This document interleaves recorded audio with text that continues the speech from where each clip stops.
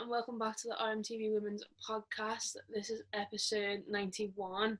A few stories, topics to discuss surrounding women's football this week. The first one, we'll jump right into it, is the UEFA Women's Champions League is set to be completed this season. There's a bit of and ahhing as to whether what would happen with it, whether how would they work doing the tournaments, etc. But it is going to be completed, and it's going to take place in Spain as well, which is, okay, that's fine. No, why not? Yeah. The quarterfinals are set to be played on the 21st of August and the 22nd. I'm not 100% sure who plays who. I think Arsenal play PSG. But my first thought was, because I seen it announced the other day, Arsenal themselves tweeted about it, and I was like, how weird is that going to be for those players that obviously our women's league season has ended, they haven't played since February, but then they've got to still be in the mindset of playing for in the Champions League. Do you know what I mean? They don't. Obviously, I think pre-season will start pretty soon for the women's teams. In the next couple of weeks, they'll start getting what the plans are going to be for next season and whatnot. But they're all still in the mindset of oh well, we've got the Champions League to do, so we're not really off at the minute because we've still got to be ready for that. Yeah, it must be a bit of a weird feeling.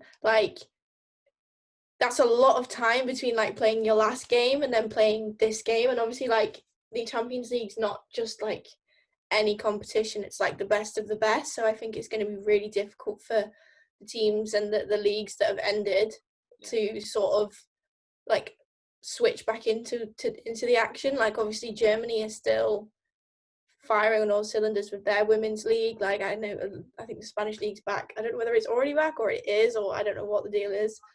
But yeah, so I agree with what you're saying. That I think Liverpool women, I know this is going on a different hill, but they're back in training, I want to say next week.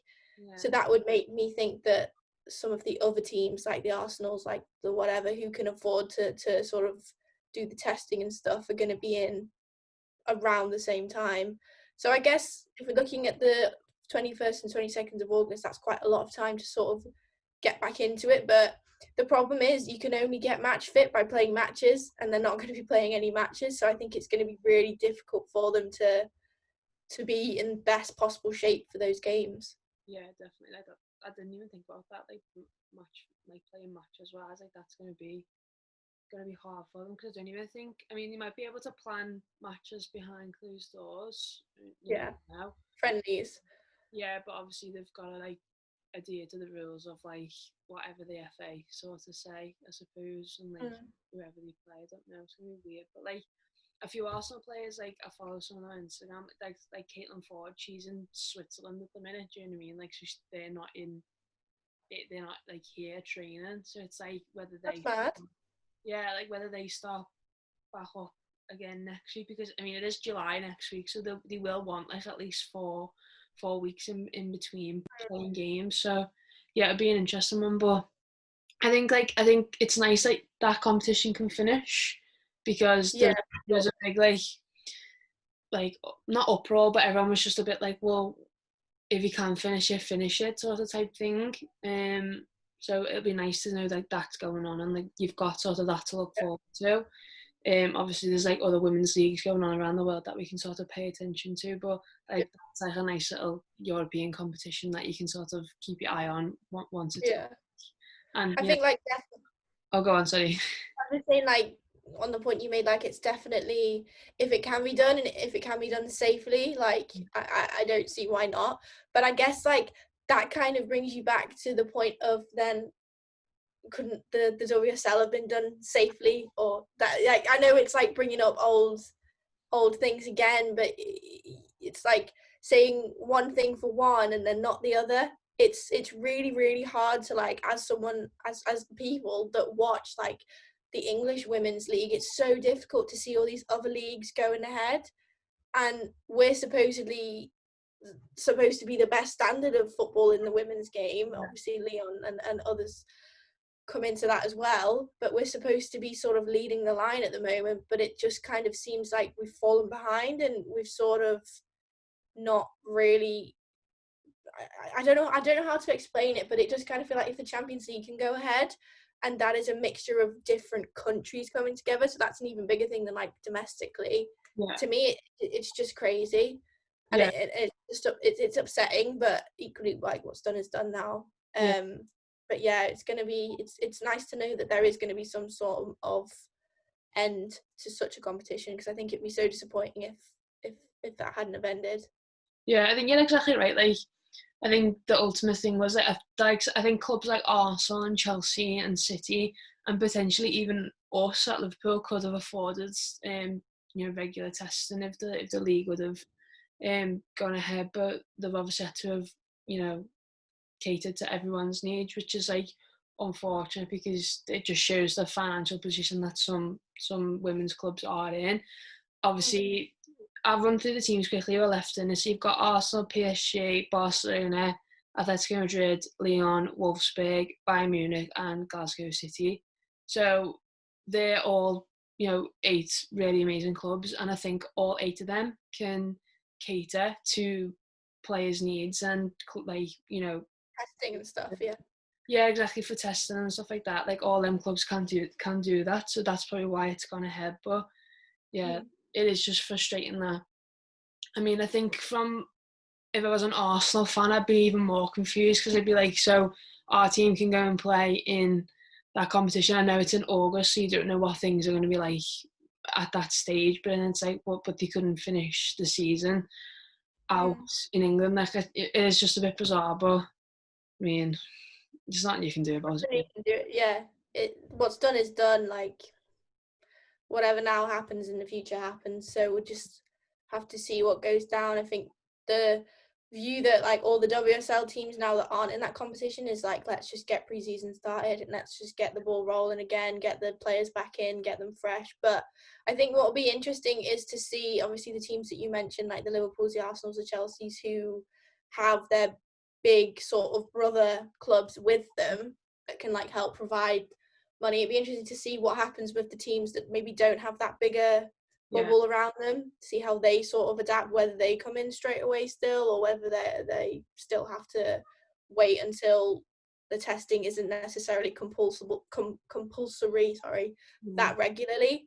But yeah, it's gonna be interesting to see how everything sort of plays out. But as we said, like it's good that that major competition is gonna be able to be finished. Yeah, definitely. Speaking of coronavirus testing, the NWSL Challenge Cup is due to start this weekend.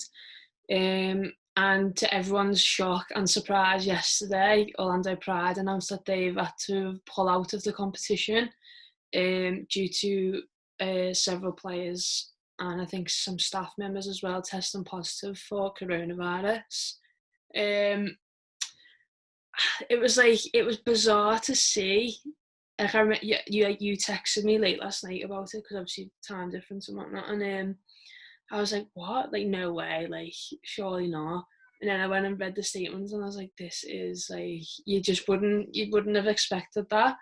Rumours circulating like late last night and today was that several players actually went out to a bar, and that's how they've contracted the virus. So that's crazy. Yeah, there's a lot of like fans and I think players on the Orlando Pride team as well. I know Sydney LaRue's tweeted about it, and then Ashton Harris put a Instagram story up this morning of her sitting in a car like about to get like tested. I think just for those players, it's just so frustrating to know that potentially your team members have ruined the whole thing for you basically. Like it's like you've written it on the agenda here, it just shows a lack of respect, not just for their own team but for all the other teams that have tried so hard to like pull this whole thing together. Like you're not only putting yourself at risk by doing something like that, you're putting others at risk, and if those individual players are fine of putting themselves at risk, fair enough, but I think it's not fine Yeah. that they're risking the staff around them, other players around them, other teams, other staff, other management, everything like that. Like, it just seems a bit bizarre. I know if something like that happened in the Premier League, it would be an absolutely massive uproar. Like, it just, those players would be so, like, just disregarded about everything. So it's such a shame. I think so many people were so excited. Obviously, I know you were really excited about the Challenge Cup going ahead, and obviously your one of your favorite teams is Orlando Pride, so it must be gutting for you in that sense as well. But even just like as a neutral, the amount of people that have come together to try and make that competition work, it's just like it just baffles me as to why that those players would think it's acceptable. And obviously this is just a rumor, it's not 100% true what's happened, but if we're going off what's been said, I just think it's wrong. It's not fair on everyone else. It's coming from a very reliable source in over in the States for the women's team. I wouldn't think that they'd just say that for no reason. But they haven't named names. There's a few floating about. Like, I follow like certain people on Twitter about it, and there's a few names like floating about. I won't say because you can't just sort of automatically name names without knowing the full story. But I just feel so sorry for the rest of the team because I obviously watched last season. Like, that was the first proper season where I got into it, and Orlando finished bottom. And with some of the players that they had, they shouldn't have finished bottom, but they did. No. I think having the World Cup obviously affected their season as well because they lost a lot of key players.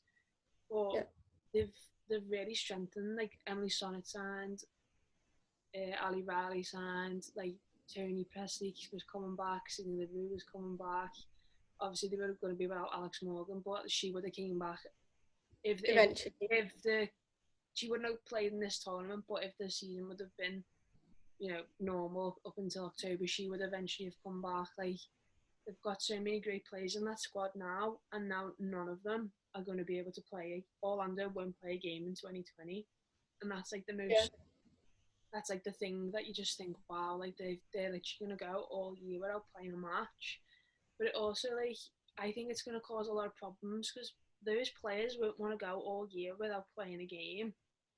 No, who would want to? Exactly, and you obviously don't know what's going on, like, international wise, but I mean, some of them will even be international players. So it's like, also Olympics next year, like, the Olympic roster is dependent on how these players perform this year. So it's like, are some of them going to miss out now because they're not going to be able to show, be able to play? So I think it's just like, I don't know. It's just I just find it bizarre because obviously America is rife for coronavirus at the minute. Orlando itself just had 4,000 new cases the other day. Like, that just proves how bad it is over there. So to put yourself in that position that then goes and affects every other person. Like, Cindy Rouge is like coming back off having a baby.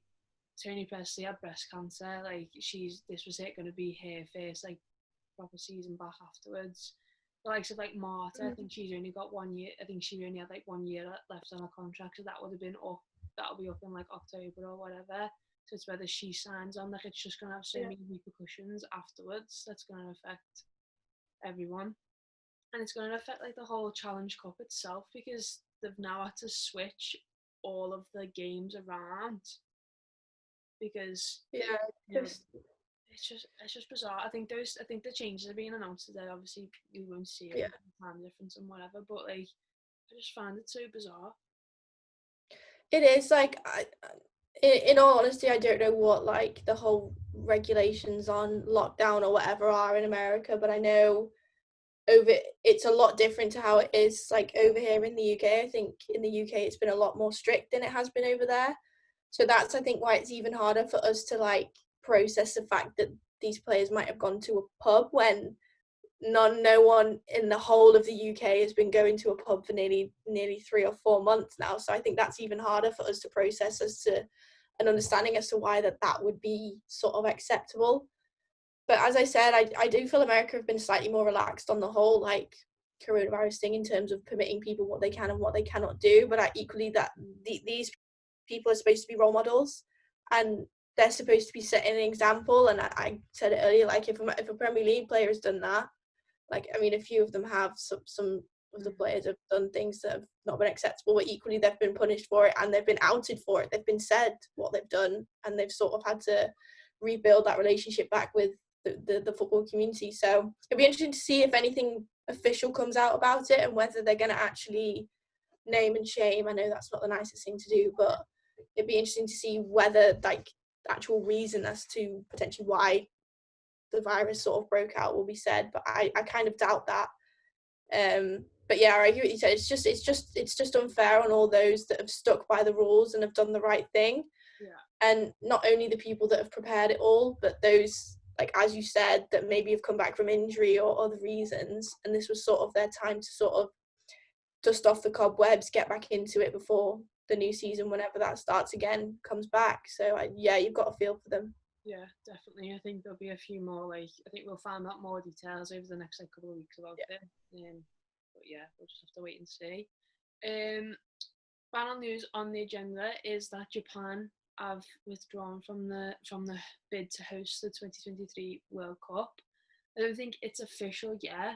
I think at the time of filming, it's still just speculation, but it's coming from multiple sources. So, and it's been like we've seen it over the last couple of days. So I think it is true, which was like surprising for me, as I think a lot of people would have loved it to have been there. I think Australia and New Zealand was the favourite, but I think Japan was. I think them two were pretty much neck and neck as to who was gonna host it. I think it just opens the door wide open now for Australia and New Zealand to be the hosts. I think we can safely say that that's where the tournament's going to be held. But yeah, it's just disappointing because Japan is like an amazing place. Well, yeah, I think obviously, like with the uncertainty of the virus at this particular moment, I don't know whether they could have committed to something as big as that. Like, it's obviously it's difficult to know. But I think everyone's sort of in the same boat with, like, financially, like every country is shook at the moment. Yeah. So I think that's probably a massive reason as to why they can't commit to anything or that sort of thing. But yeah, it's upsetting. You want it to be fair and you want it to ride out for as long as it can, and then at the end have as many possible to pick like the one thing. But yeah, it looks like Australia and New Zealand are sort of front running. But I mean, I'll happily take that. Yeah, I mean, if a nice little trip to Australia and New Zealand might be on the cards for the 2023 World Cup. You never know. I won't call it a little trip. It's more of a massive trip. 24-hour plane journey. Literally, yeah. And the rest you'll have a stop in between. So, but yeah, Colombia is still in with them in the mix as well. Like they could still get it. But I think I'm pretty certain that Australia and New Zealand will be hosting that tournament when it comes. But yeah, that's everything on the agenda. I think it's a nice little topics of discussion there. Some new. I didn't think I'd be talking about Orlando Pride having to not play in a tournament due to coronavirus, but here we are. Yeah. So, yeah. I just also, another point just before we end, I can't believe the amount of like contract extensions and transfers that have been going on recently, in terms of not even just like Liverpool, like everyone. There's been so many that are coming in and out. Yeah. Like usually it's like a period of silence for ages and then they all come at once, but like the window only opened early I think it was it the end of last week? Yeah, I think so. It wasn't it? And I think about 7 or 8 like announcements were made and everyone was just like, what is going on? Like, you know, literally crazy. But yeah, mad. We'll give you we would have given you our thoughts on Niamh Charles and Kirsty Lynette's deals movements. There we go. That would have been up on the channel yesterday, so go and check that out if you haven't already. But yeah, thank you for watching. Remember to like the video, comment, subscribe to the channel, and I'll see you all next time with a brand new video. Fabulous.